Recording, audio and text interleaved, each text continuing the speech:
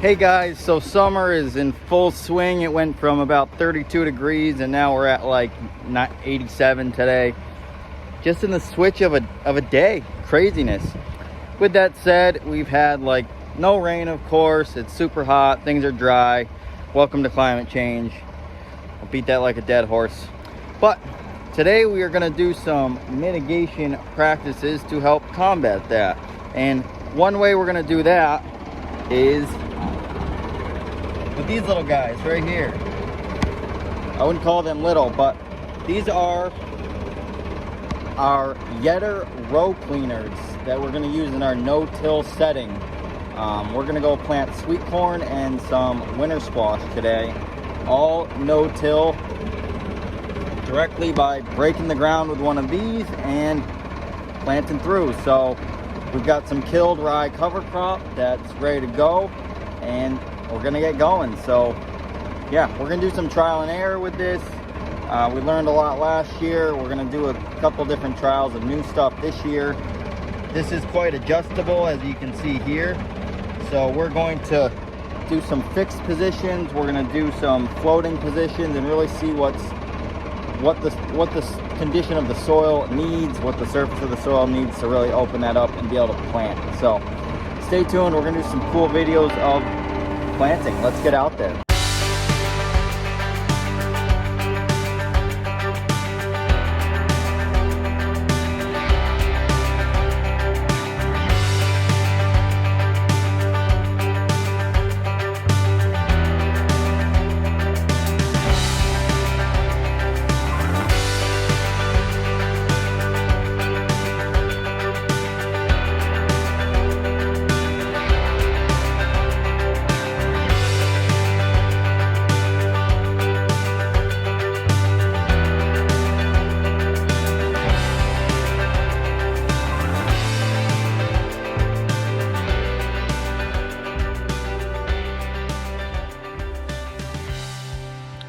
So there you go, folks. There's some no-till sweet corn in the ground with our MaterMacc no-till transplanter using those Yetter row cleaners, and we also have Yetter poly closing wheels, which I'll give a quick look at the planter in a minute. But this is really like this is just amazing.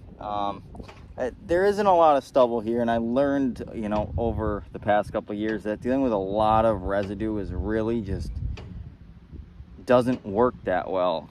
And yeah, the more residue, the more cover you have, you know, from the barrier of the soil, keeping it covered.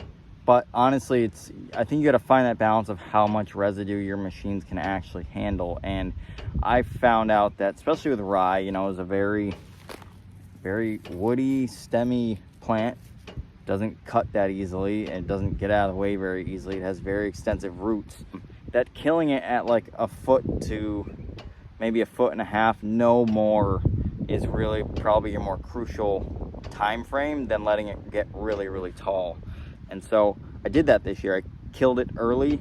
As you can see, you know, right here, this is probably about a foot tall. And it worked. And we planted through this flawlessly. There was not a single issue with the planter that I could see. That Yetter came through and it just cleared that path right out.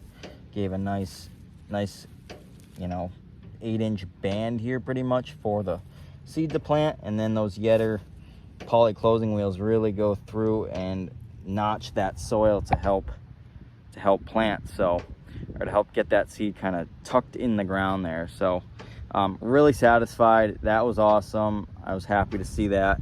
We're gonna go do some no-till, limited till winter squash here in a minute, and that's a pretty heavier residue on that ground. That's a killed sorghum Sudan grass, so we'll see how the machine does with that. But otherwise very happy. So what we did is we took, you know, 5 or 6 passes through a field, and we knocked it down to like 2 or 3. So, you know, we're really saving some fuel here. We're saving on a lot of time here, and we're also saving the earth, saving the soil just a little bit more. And every little bit counts here, especially in a year like this where, you know, the weather never cooperates, and, you know, those prices are through the roof. So Yeah, let's go over to the planter quick, and I just want to kind of explain a little bit about how these tools work on the planter and how it does its job. So just overall, this whole extra toolbar on here is all just beefed up material to give more weight to that planter. So that's the big starting factor with this planter. The second thing that we incorporated were these these Yetter row cleaners, and these are very sharp, I guess knives here, if you will. What they do is they twist through the soil and they cut and throw that residue, so it's leaving a nice band. You know, this is probably a foot wide, but it's leaving probably at least an 8 to 12 inch band to where you can actually go through and plant. Behind this, the planter's the same. We have our fertilizer coulter down here. We got some trash cleaners. You know, these are your press wheels. But back here, this is the other cool thing that we incorporated this year. And these are those poly closing wheels.